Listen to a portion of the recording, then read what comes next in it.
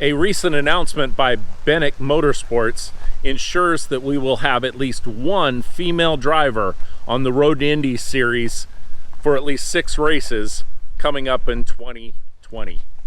I caught up with Sabré Cook, who also participates in the W series, to talk about the announcement and her career in motorsports. Stay tuned. Hundreds of drivers with dozens of teams compete in multiple series with one ultimate goal: to race in the Indianapolis 500. Yet each year, only 33 dreams come true. These are the stories that make up the 33 Dreams of Indy. Sabré Cook, fantastic to have you on 33 Dreams of Indy. How are you doing today? I'm great. How are you? I'm doing fantastic. Thanks for asking. Sabré, Grand Rapids, Colorado, or Grand Junction, excuse me, Grand Junction, Colorado. What got you into racing in the first place? So my dad used to race motocross and supercross back in the day, professionally back in the 80s. And then he and my mom obviously didn't want us racing motorcycles. So he found karting after he retired. Okay. And introduced me and my brother to it when we were young. I started driving when I was about 8, and then started to get more seriously, more competitively when I was about 10. So I've been reading up a bit. 8-time Colorado state champion in karting. You have a resume that just keeps filling the page and filling the page from the karting ranks to go through that. I did one part of note: first female to qualify for the KZ World Championship main event. Talk to me about that experience and how you progressed up the karting ranks. So in karting, just obviously started off with more local type of racing, and then really started racing nationals when I was, I think, more 13 to 15 years old. I won three world championships, 3 national championships, and then the KZ World Cup that you're talking about was a race where I went over and ran with the CRG factory team in Italy. What it is so in the KZ2 category, I think there was like 160 maybe that started the weekend, and so through qualifying, heat races, all that, there's 34 of us that make it to the main event. And so up until that was in 2014, up until that point, there hadn't been a woman that had qualified for the KZ2 main event. So I happily was able to qualify for the main event, but unfortunately my engine blew up on the second lap, so I did not finish. But at least I was happy to make it there and show good representation for the United States as well as women. So it was a great experience. A super really close competitive racing. Some of probably one of the top competitive racing that I've done in my day. You know, I can tell that you're a racer at heart. Why is that? Because you probably can't remember what you had to eat any time in the past week, but you can remember what happened on lap 2 of the karting championship years ago, because you know what your laps are and where you were and what the tracks were and can remember that. And that shows that you're a true racer down to the core, that's for sure. Well, I try to remember as much as I can, but sometimes I wish I would have kept more old videos, because nowadays with the new age with the GoPros and everything, I wish I'd had more of that back in the day. But yeah, it really has advanced. You also were a Team USA selectee, and I'm leading up to what your big announcement was this week, a selectee to participate in the final 6 of the process. That in and of itself was a great honor. Won the Infinity Engineering Academy 2018 USA winner of that. And then we're also named to drive in the 2019 W Series. And then the big announcement this week, or with regards to the Road to Indy, you will also be participating again in the USF 2000 series in select races. Talk to me about that announcement, how excited you are about kicking off the season in St. Petersburg, Florida. Yeah, I'm really excited to be able to rejoin Bennick because I did run a few races with them, like you said, in 2018, just a 2000 when I was kind of just starting out with the car transition. This year I will be in Indy Pro 2000 with them, so I'll do 6 races. There's 3 or more rounds that conflict with W Series, so I have to. W Series is honestly, W Series is still my main focus for the season, and so that takes priority over the year. But I'm really happy to be, getting back on the Mazda road to Indy. Well, sorry, road to Indy now, and obviously because IndyCar is my ultimate goal. So I'm very happy to be back on that platform and getting to go to all of the great tracks here in the U.S. again. Most definitely. Indy Pro 2000. I misspoke there. And Mazda did so much for the sport over the years that I myself will give people a pass on that. But yes, as you start to make the official announcements or work with the series, the Road to Indy series presented by Cooper Tire is really exciting for you. So 6 races that you're going to be going. I saw St. Pete, Austin, Texas, the road course at Indianapolis, and then Road America, I'm reading through here, Mid-Ohio, and Laguna, Seca. That's a very diverse group of tracks while you're also competing full-time. Quite an honor with the W Series and their 8 events. I was talking with you before we were here on the air that you actually get to run at St. Petersburg twice this year, in Florida and in Russia. What does that logistics look like for the schedule coming up? I'm sure passport in hand, but very daunting with the back and forth that you're going to be doing. Yeah, my passport's good till 2024, so I'm all clear on that. But yeah, it's going to be a hectic year, but in a good way. People are always like, so what's your schedule look like for the year? And I'm just like, it'd be better if I show you. So I just like pull it up and I'm like, this is where I'm going to be at any given point in the year. And so it's going to be a lot of back and forth, and maybe some of the W Series races that are within 1 week of, maybe there's a week in between them. I'll try to probably stay over in Europe just because it's probably easier on my body to not have to go back and forth and adjust to the time change. So, but we get great support from W Series in dealing with, time change. And last year they had HINSA that really helped prepare the drivers that were commuting longer distances. Luckily, I was in the UK last year with Infinity and Renault F1, so that was much easier transition for me last year. But this year I'll definitely be making the jump across the pond pretty often, and I'm actually heading to London on Saturday to start the W Series prep for this season. So. And you wouldn't trade it for anything in the world, especially to have the opportunity and to go through it. And I'll get to the W Series in just a bit. I was watching one of your videos. You made a statement that struck me in a very positive manner, where you talked about that you want to represent women in a respectful way. Can you go into depth on that as to what it was that you meant? I guess for me, my biggest goal is to kind of show girls that they don't need to put themselves out there in a specific way in order to prove that they're good enough, or they can just, as long as you work hard and you deliver results and you're a good person and you try your best. I think that's really what I want to convey, is all that really matters. And you can get to the top of any sport, any field, just through hard work. You don't need to promote yourself maybe in more promiscuous ways to feel like you need to get that attention in order to get support to move up. So for me, I know there's been certain people in the past that have done it that way, and I just kind of want to show that you don't have to do that, and the male drivers don't have to do that. So I feel like, why should we have to do it that way? So that's kind of my point, is it, regardless of your gender, as long as you work hard and you have the right opportunities and good people around you, that's really all you need to take it to the next step.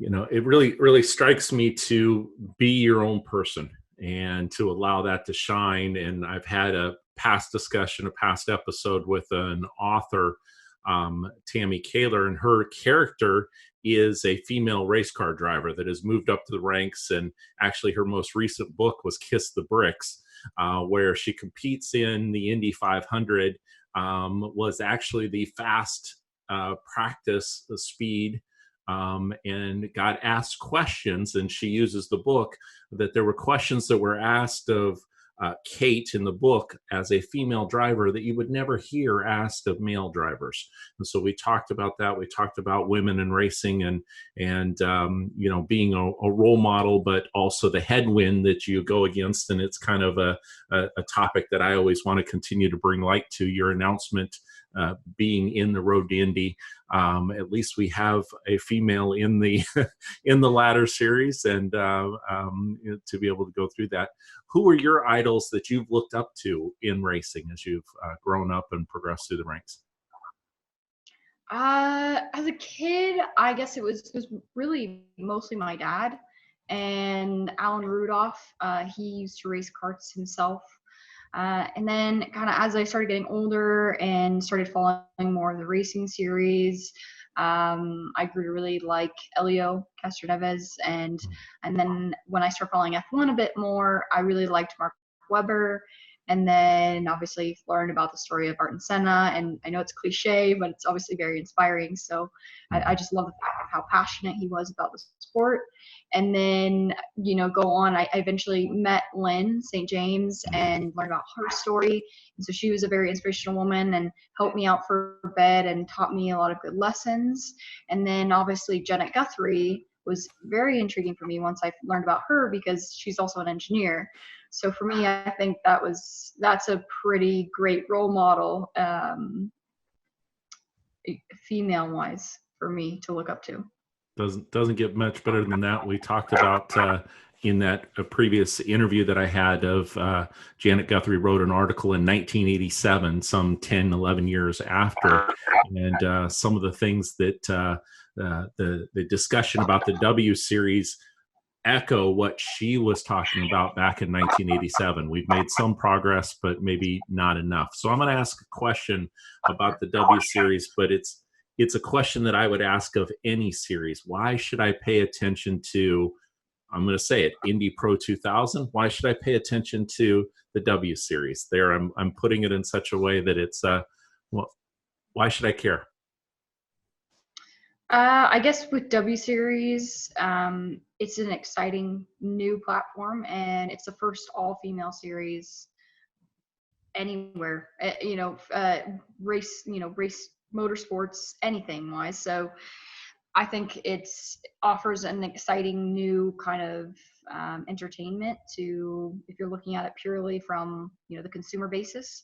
And then we get to go to so many amazing tracks that are like really, really iconic. And we also get to race alongside DTM. So it's kind of a really great atmosphere. But then you also got the stories with the drivers, I think, which makes it kind of something special, because you've got all these girls that obviously share a unique background, because usually when we're racing in our home countries, we're one or maybe one of two. So the fact that we get to be around so many girls that share the same passion as us is a unique experience in itself.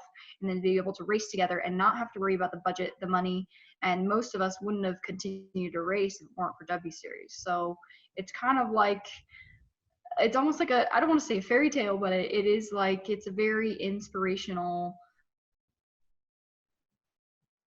platform. And I think it's just trying to show that, that maybe we need a little more experience in driver development just for women to help them make it to that next step. They're not saying we can't race with men. They're saying that they just want to create this amazing program to develop women drivers, to eventually be able to race in the top series. So I think it's a great program. There's a lot of amazing people involved. The coverage is great. Obviously the media is amazing, and they've got so many key people in place that have tons of experience with F1, and they're bringing all that experience and knowledge into W Series, and they're just really doing an amazing job, especially for the first year. And now I'm excited to see for the second year, especially because it's going to be with F1 now for the last two rounds. So I guess for W Series, that's why I would recommend watching it. Is it's just exciting, it's new, and it's something that's not been done before. You brought up St. Petersburg, Monza, Nürburgring, Brands Hatch, and then running in the Netherlands, Austin in conjunction with the F1 weekend, and then also Mexico City. So it's a fantastic schedule and looking at it from that standpoint. And a great answer, and not something where I'm going to go with you as to other discussions about it. It's a great opportunity anytime that a driver can get seat time. They need to take advantage of it. It's not being given advantage. If you're racing for a set of Cooper tires and that's what they make available this weekend, then you're going to do everything you can to get an advantage to be able to race that and get the seat time. So fantastic. You've used hashtag drive like a girl, race like a girl, win like a girl, or women in racing. If you had a magic wand, because you said a fairy tale, if you had a magic wand and could fix one thing about women in racing and the difficulties that they face, what would you fix? That's a tough question. I've never been asked that before. If I had to fix one thing, I guess if it was possible, I would probably try to take away the stereotype that a lot of people look at women drivers under, and just kind of look at us as a driver in general. I think that would be kind of special to have, not get flack for certain things just because we're a woman, or not think any less of us, or maybe not expect as much of us because we are a woman. So I think that might be something that maybe holds us back. But I think the biggest problem, it's not that it's hard for everyone to make it as a racing driver, whether you're male or female, period. Like, it's not, there's struggled all over the board, whether you identify as a potato or a unicorn or whatever you want to call yourself. And I think what the problem is there's less women that make it because there's less women that start. So when you're a young girl, most families aren't like mine. You don't get the option, you don't get encouraged to join motorsports, you don't have the opportunities. And if you do, usually they encourage the boy more than they encourage the girl. So I think creating more situations where girls understand that it is a possibility for them, and that it's totally feasible to do if that's what they want to do. Because one good example is I met a young girl last year, and she said to me, she's like, wow, I didn't realize that, a woman could be a race car driver and an engineer. And, she was probably 20, 21 years old, and she's not hiding under a rock. She's a standard, young woman. And for her to say that to me kind of really showed me how there really is a lot of growth that still needs to be done, and how people see the opportunities that are available to them, and for us to start providing more ways for them to get involved at a younger age. Well put, and that applies not just to women. That applies to in United States ethnicities and different backgrounds that go into it. I was making note here. It was a light bulb moment for me. The U.S. Women's World Cup team that we've seen back when Brandi Chastain scored the winning goal, up until the more recent renditions of them, that it gives an opportunity, the W Series and you behind the wheel gives an opportunity for that young boy or girl at home to say, hey, she looks like me. She's like me, and if she's out there doing that and competing and going wheel to wheel and standing on the podium, that could be me. And then mom and dad say, oh, okay, well, how do we go about doing this? The karting opportunities, those types of things. So thank you for the light bulb moment as you were saying that and being able to go through.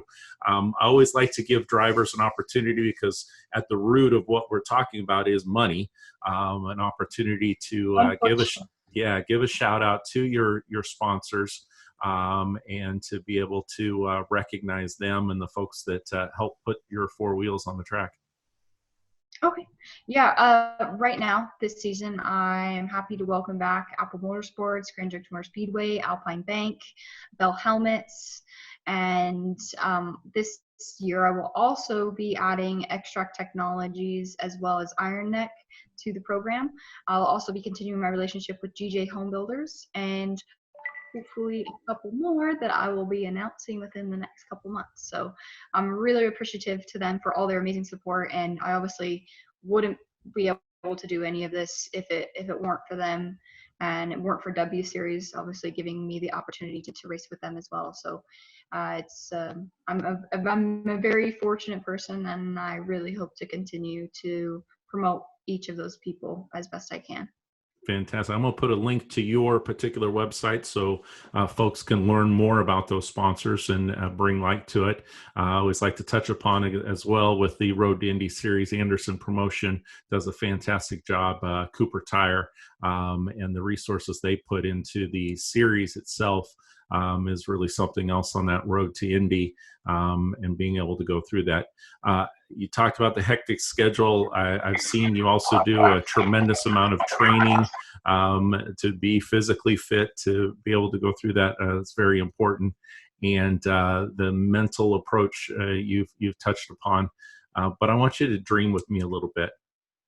What would it be like to start and sit on the grid and be able to start the Indianapolis 500?